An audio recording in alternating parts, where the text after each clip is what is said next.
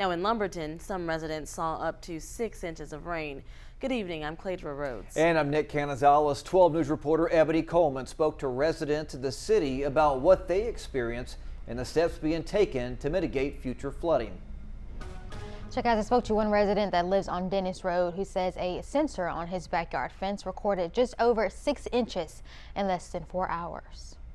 It was raining so hard, so fast. Heavy rain showers across the city of Lumberton Tuesday morning left East Candlestick Drive and Matthews Lane looking like lakes. I was awake at 4 o'clock this morning. When we hear the thunder, it's kind of like a fire alarm going off. City Manager Steve Clark says crews immediately began barricading areas to keep residents safe. My guys know what to look for. He says the city is also working to mitigate flooding by spending $6 million to expand a detention pond on Highway 421.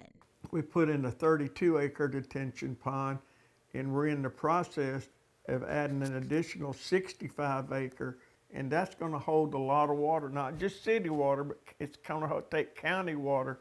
Ernie Cook, Hardin County Commissioner for Precinct 4, says it's just one of several projects taking place.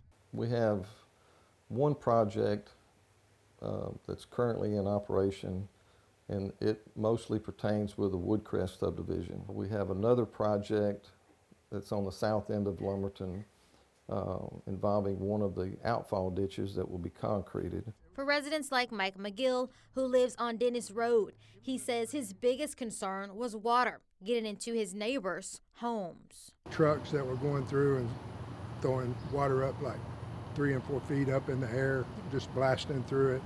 How would you feel if your house was on the verge of flooding and somebody comes speeding down the road? Meanwhile, back at City Hall, both Clark and Cook agree it's a team effort to try and improve the quality of life for residents. When you move here, you want a place to put your home. You want a home that's not going to flood. We have to work together because it's each of our problems, and we're trying to do it for the citizens. Clark says the detention pond should be completed sometime next year. The money used to dig the expansion is being paid for through a grant money given to Hardin County from the Texas General Land Office. And still, Ebony Coleman, 12 News.